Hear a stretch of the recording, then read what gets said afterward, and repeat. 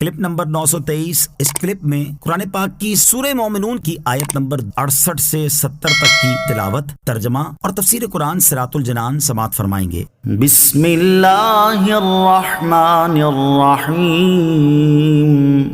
ترجمہ: اللہ کے نام سے شروع جو نہایت مہربان رحمت والا ہے۔ افلم يدبروا القول ام جاءهم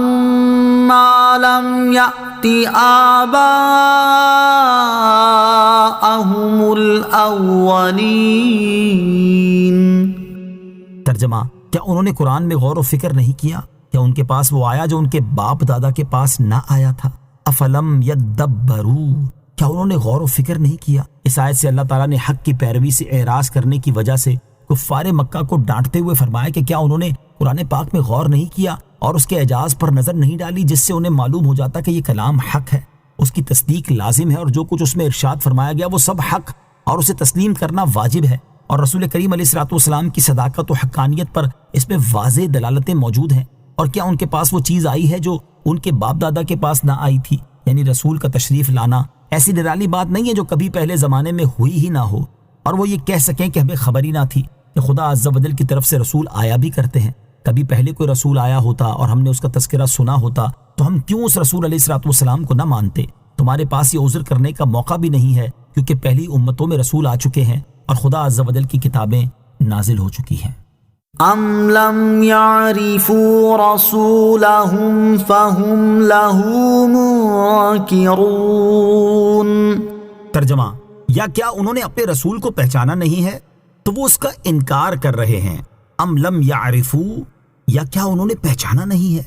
کفار مکہ سے مزید فرمایا کہ کیا انہوں نے اپنے رسول کو پہچانا نہیں اور حضور اقدس علیہ الصلوۃ والسلام کی عمر شریف کے جملہ احوال کو نہ دیکھا، اور آپ علیہ الصلوۃ والسلام کے عالی نسب، صدق و امانت، وفور عقل، حسن اخلاق، کمال حلم، وفا و کرم اور مروت وغیرہ پاکیزہ اخلاق، اچھی صفات اور بغیر کسی سے سیکھے آپ کے علم میں کامل اور تمام جہان سے زیادہ علم رکھنے اور فائق ہونے کو نہ جانا، کیا ایسا ہے؟ حقیقت میں یہ بات تو نہیں، بلکہ وہ سرور عالم علیہ الصلوۃ والسلام کو اور آپ علیہ الصلوۃ والسلام کے اوصاف و کمالات کو خوب جانتے ہیں، اور آپ علیہ الصلوۃ والسلام کی برگزیدہ صفات شہرائے آفاق ہیں، پھر بھی وہ بلا وجہ ہٹ درمی کی وجہ سے اس پیارے نبی علیہ الصلوۃ والسلام کا انکار کر رہے ہیں۔ حضور اقدس علیہ الصلوۃ والسلام کی عظمت پہچاننے کا ایک طریقہ قاضی ایاز رحمۃ اللہ تعالی کے کلام کی روشنی میں یہاں ایک مختصر مضمون دیا جا رہا ہے کہ سرکار دو عالم علیہ الصلوۃ والسلام کی عظمت پہچاننے اور آپ کے محبت کے لیے قابل ترین ہستی ہونے کی ایک بہت بڑی دلیل یہ ہے کہ انسان کے کچھ کمالات فطری ہوتے ہیں، جیسے حسن، قوت، عقل، فہم کی درستی،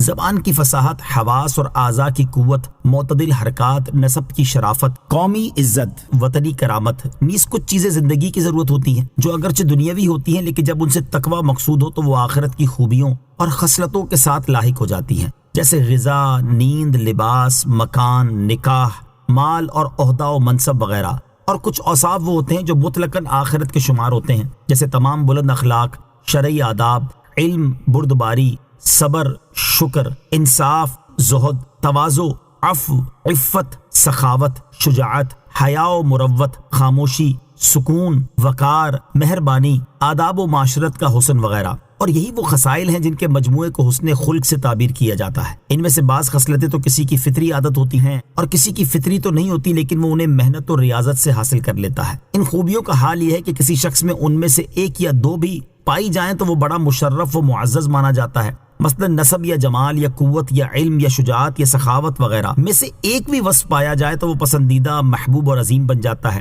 حتیٰ کہ اس بندے کی قدر اتنی بڑھ جاتی ہے کہ اس کے نام کو مثال کے طور پر پیش کیا جاتا ہے، اور اس وصف کی وجہ سے دلوں میں اس کے اثر اور عظمت کا سکہ جم جاتا ہے۔ اور یہ بات گزشتہ زمانے سے چلی آ رہی ہے، تو پھر اس ذات اقدس علیہ الصلوۃ والسلام کی عظمت اور محبوبیت کے بارے میں تمہارا کیا گمان ہے، جس میں یہ تمام کے تمام محاسن و خصائل پیدائشی اور فطری طور پر کامل ترین طرز پر جمع ہیں، جن سے بہتر جامعیت کا تصور بھی نہیں کیا جا سکتا۔